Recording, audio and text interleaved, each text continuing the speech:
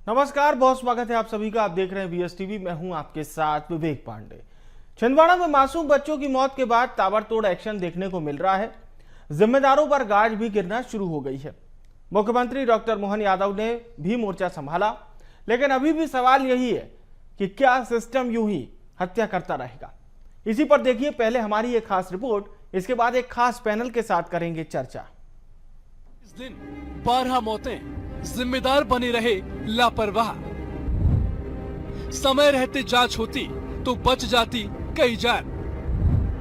स्वास्थ्य मंत्री राजेंद्र शुक्ल से लेकर प्रमुख सचिव तक जिम्मेदार। असम दौरे से लौटने के बाद मुख्यमंत्री डॉक्टर मोहन यादव ने हाई लेवल बैठक ली और कड़ी कार्रवाई के निर्देश भी दिए। इसके बाद मोहन यादव सीधे छिंदवाड़ा पहुंचे और मृतक बच्चों के परिजन से मुलाकात करी। उन्होंने परिवार को हर संभव मदद के साथ दोषियों पर कड़ी कार्रवाई के निर्देश दिए हैं। ड्रग कंट्रोलर से लेकर जिम्मेदार इंस्पेक्टर को हटाया गया। जहाँ से ये दवाई बिकी है या जो इसमें इन्वॉल्व है, प्रत्येक आदमी पे हम कार्रवाई करें। दवाई कंपनी की है जिस कंपनी ने ये माल दिया है, और जब वहाँ रैंडम छापा भी पड़ा तो वहाँ ये अमानक प्रकार की दवाइयों का उत्पादन कर रहे थे। मुख्यमंत्री संवेदनशीलता दिखा रहे हैं तो दूसरी तरफ प्रदेश में सरकारी सिस्टम की लापरवाही से लोगों की जान जा रही है।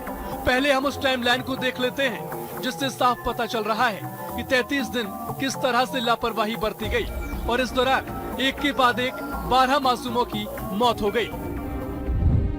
लापरवाही की टाइमलाइन: 2 सितंबर को पहली मौत हुई, 9 सितंबर दूसरी मौत हुई, 12 सितंबर को तीसरी मौत के बाद प्रशासन जागा। 13 सितंबर से प्रशासन ने जांच शुरू की।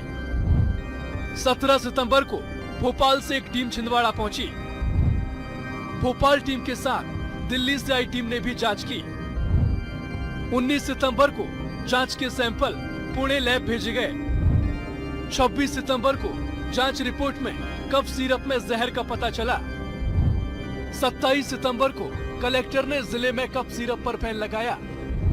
30 सितंबर को कलेक्टर शीलेंद्र सिंह का ट्रांसफर कर दिया गया। 1 अक्टूबर को नए कलेक्टर हरेंद्र नारायण ने कमान संभाली। 4 अक्टूबर को सीएम ने कफ सिरप पर प्रतिबंध लगाया। 4 अक्टूबर को ही भोपाल लैब में दवा में जहर की पुष्टि हुई। 5 अक्टूबर को दवा कंपनी, डॉक्टर समेत अन्य पर एफआईआर दर्ज की गई। छिंदवाड़ा में 31 अगस्त से बच्चों के साथ इलाज का खेल शुरू हुआ। स्वास्थ्य से लेकर ड्रग विभाग ने हर स्तर पर लापरवाही की। ड्रग की जांच और मॉनिटरिंग में ड्रग विभाग ने लापरवाही बरती तो स्वास्थ्य विभाग ने जांच और इलाज के नाम पर लापरवाही की। इतना ही नहीं, इतने बड़े मामले में स्वास्थ्य मंत्री राजेंद्र शुक्ल और स्वास्थ्य राज्य मंत्री नरेंद्र शिवाजी पटेल के साथ विभाग के प्रमुख सचिव संदीप यादव भी आंख पर पट्टी बांधकर बैठे रहे। सिस्टम के साथ इन सभी की लापरवाही की वजह से मासूमों की जान चली गई। इस मामले में विपक्ष ने स्वास्थ्य मंत्री का इस्तीफा मांगा है। 16 नवजात बच्चों की मौत होना, ये अपने आप में मैसेज हो रहा है कि ये सरकार कुंभकर्णी नींद में सोई है। पूरे मध्य प्रदेश में दवाई बिक्री है। एक डॉक्टर ने लिखी, सारे डॉक्टरों को बर्खास्त करोगे? बर्खास्त करना चाहिए स्वास्थ्य मंत्री को, बर्खास्त करना चाहिए पीएस स्वास्थ्य को, बर्खास्त करना चाहिए कमिश्नर स्वास्थ्य को। इनको करना चाहिए। ये एक डॉक्टर को बताने के लिए कि हमने कार्रवाई की और स्वास्थ्य मंत्री को छोड़ना चाहते हैं, आपकी जिम्मेवारी से बचना चाहते हैं। जिम्मेदार समय रहते कदम उठाते तो कई परिवारों के घर में उनके नन्हे मुन्ने बच्चे खेलते नजर आते, लेकिन अब उनके घर में मातम पसरा है और सभी परिजन का एक ही सवाल है कि दोषियों पर कार्रवाई कब की जाएगी। क्या सरकारी सिस्टम इसी तरह से आम जनता की जान लेता रहेगा? Manoj Rathore, BS TV, Bhopal.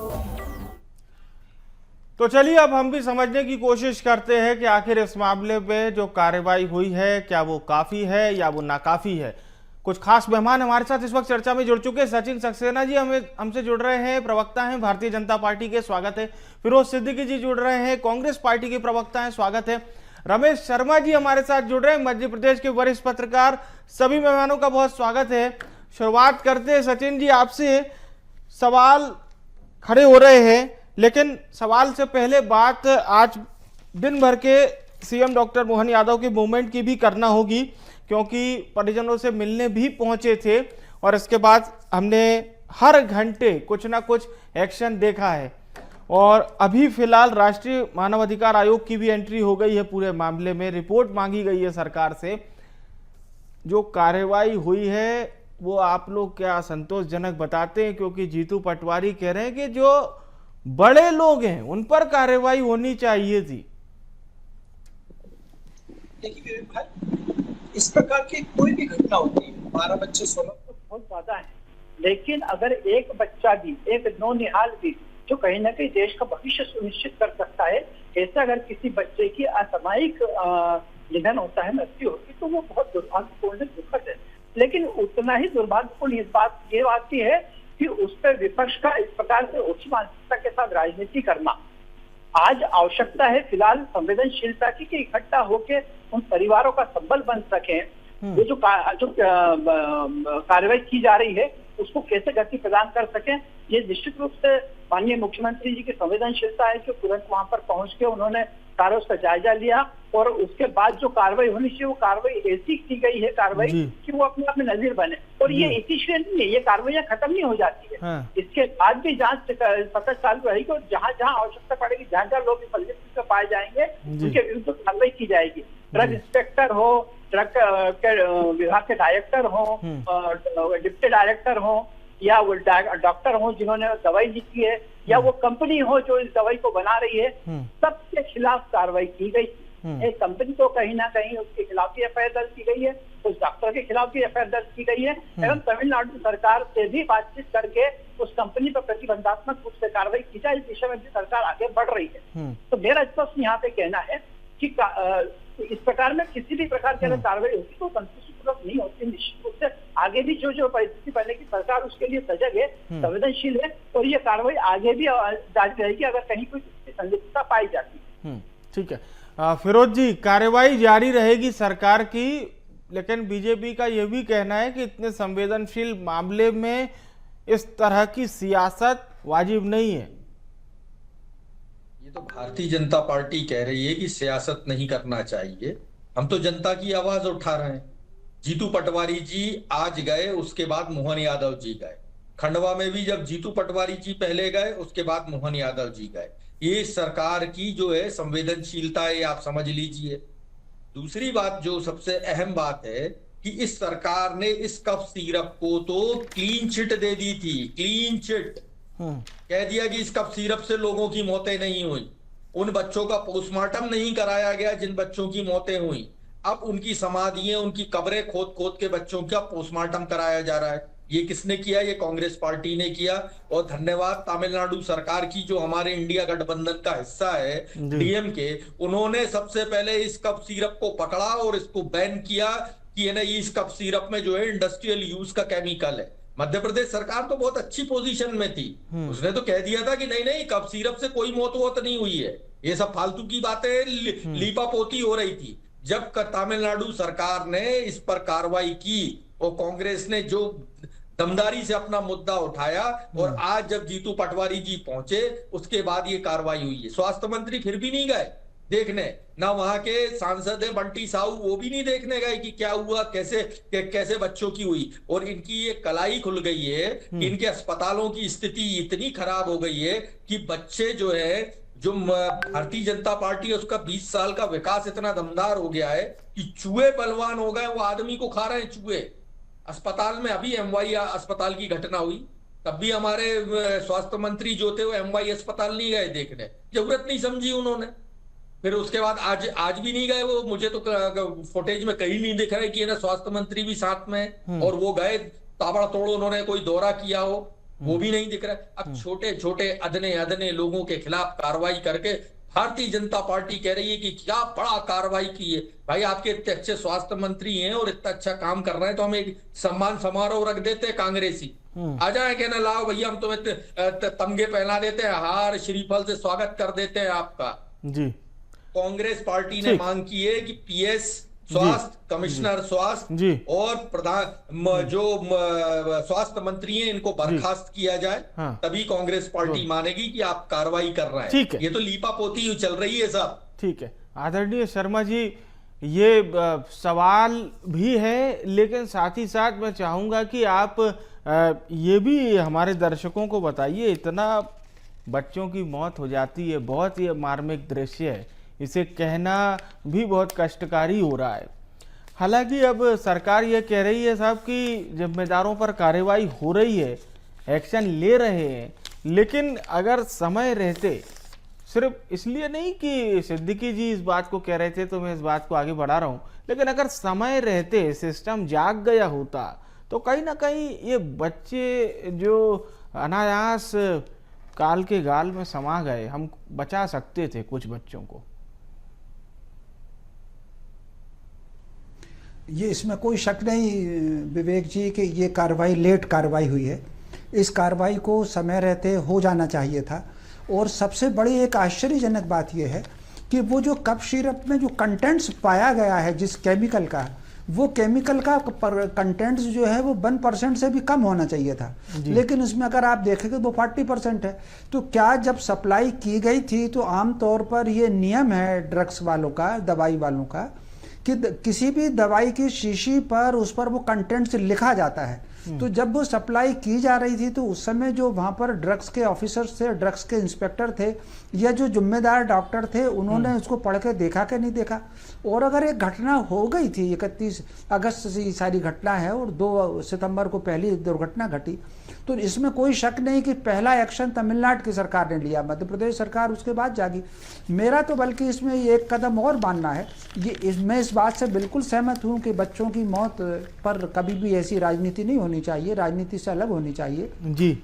लेकिन मेरा बिल्कुल इस बात का मानना है कि वो जो इंचार्ज इंस्पेक्टर है, इंचार्ज डॉक्टर है, उसको केवल सस्पेंड करने से काम नहीं चलेगा, FIR होनी चाहिए और उसकी गिरफ्तारी होनी चाहिए। और कहीं ना कहीं उन धाराओं में मुकदमा चलना चाहिए जो गैर इरादतन हत्याओं के जो मुकदमे लगते हैं FIR में, उन धाराओं में मुकदमा होना चाहिए ताकि सबक मिले। इसमें कोई शक नहीं कि इस समय अगर आप देखेंगे तो कहीं ना कहीं स्वास्थ्य विभाग की खबरें हर जगह से आ रही हैं। जैसे इंदौर से भी खबर आ रही है, बीच में खंडवा से भी आई थी, जबलपुर से भी खबरें आ रही थी, ग्वालियर से भी खबरें आ रही थी।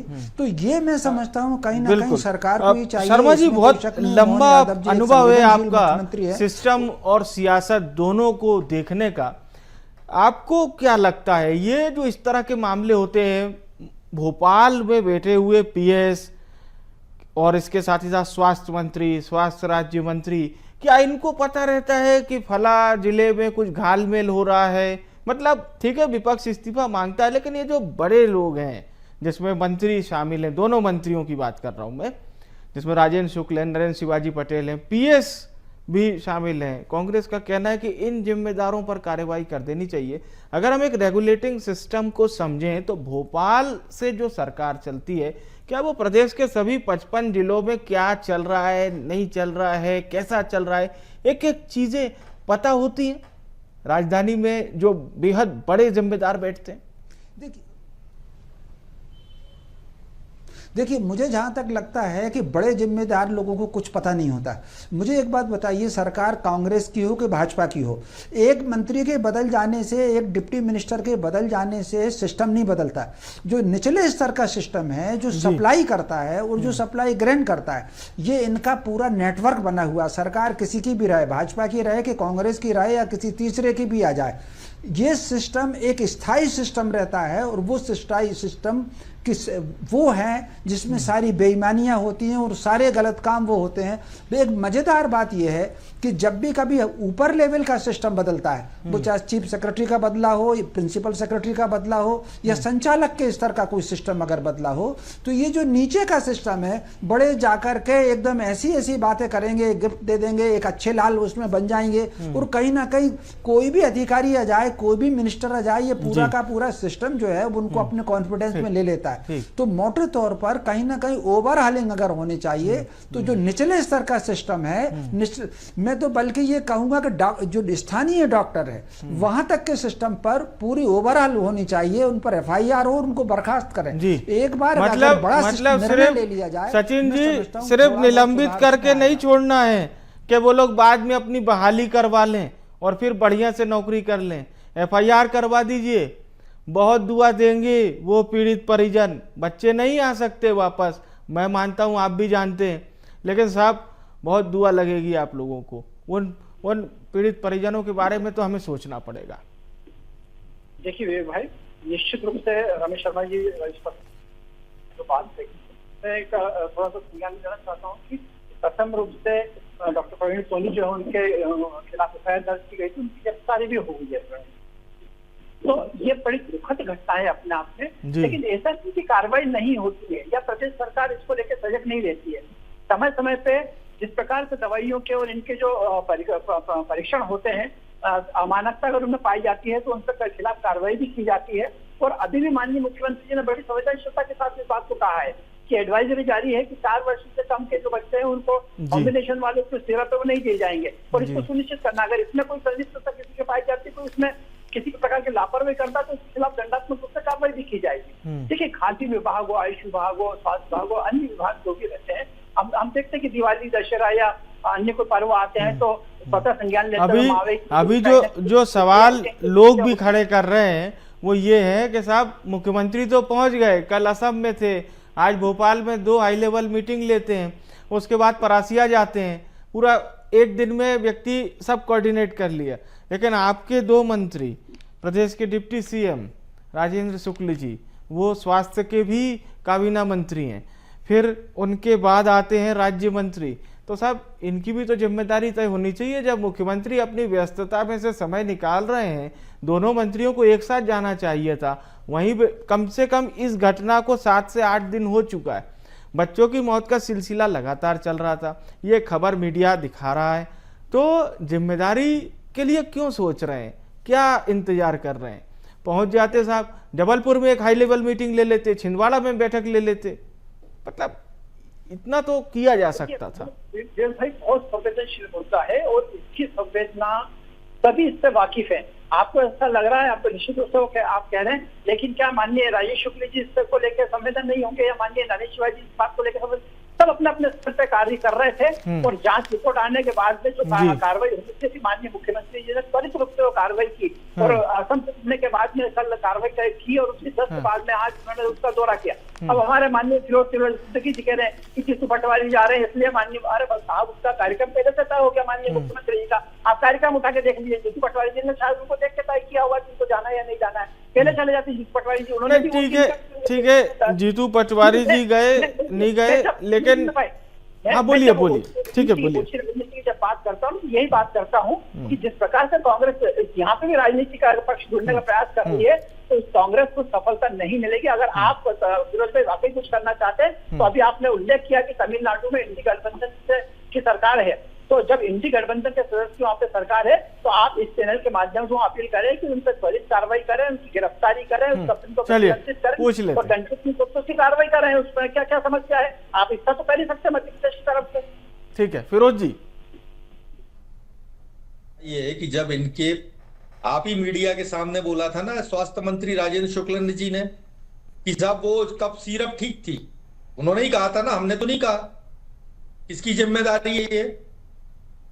स्वास्थ्य मंत्री की है ना। आप बताइए, स्वास्थ्य मंत्री बच्चों को चूहे खा गए, स्वास्थ्य मंत्री आपको दौरे पे दिखे? अरे रुक जाइए भाई, रुक जाइए।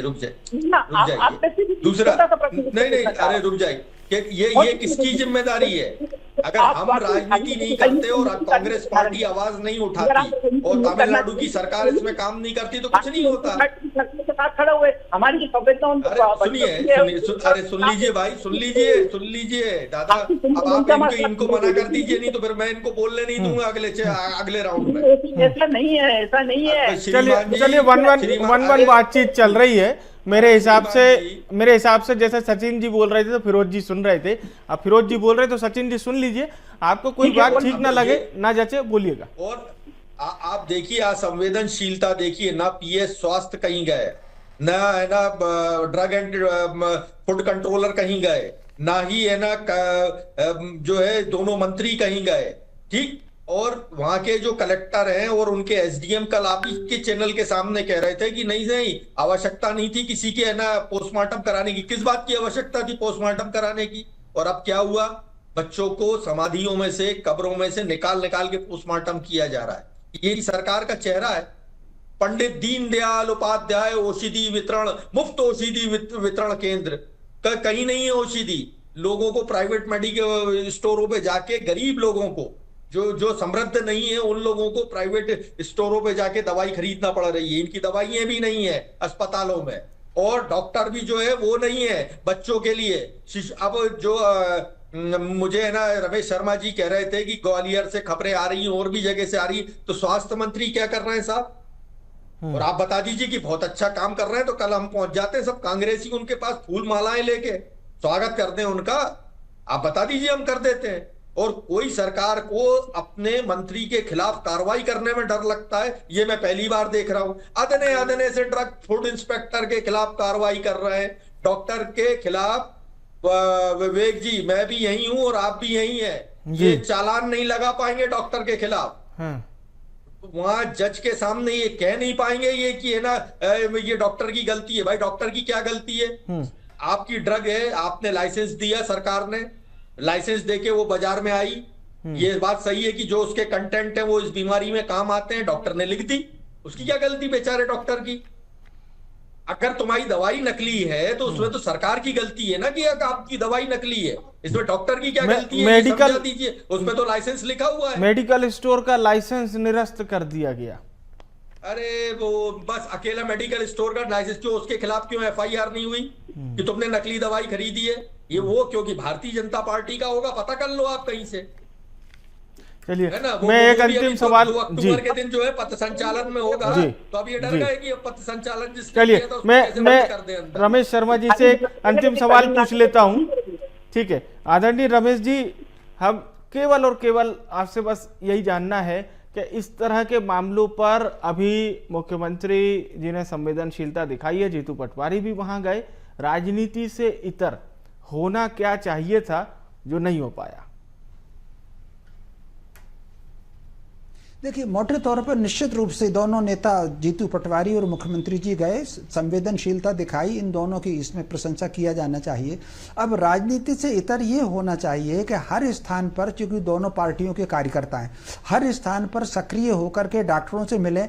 मान लीजिए 4 जगह की घटना हो गई है और आपने उसको बैन कर दिया, कहीं ऐसा तो नहीं है कि अन्य अस्पतालों के स्टोर में ये दवाई पड़ी हो, या मान लीजिए मेडिकल स्टोरों पर ये दवाई पड़ी हो, प्राइवेट डॉक्टर इस दवाई को लिख रहे हो। मतलब ये स्टॉक जो है, ऐसा नहीं है कि बैन कर देने से स्टॉक खत्म हो गया है। स्टॉक तो कहीं ना कहीं अस्पतालों में भी होगा, मेडिकल स्टोरों में भी होगा। तो मोटे तौर पर कहीं ना कहीं अब ये जागृति अभियान की बहुत आवश्यकता है कि अन्य स्थानों पर दूसरे डॉक्टर ना लिखें। अगर लिख भी रहे हैं तो वो क्या ऐसा रास्ता हो सकता है कि लोगों को बचाएं और सारी दवाइयों को निकाल करके फेंकें? ये रास्ता जरूर निकाला जाना चाहिए। और मैं बहुत माफी के साथ इस कार्यक्रम को यहीं खत्म करूंगा, क्योंकि सचिन जी, फिरोज जी कुछ कहना चाह रहे थे।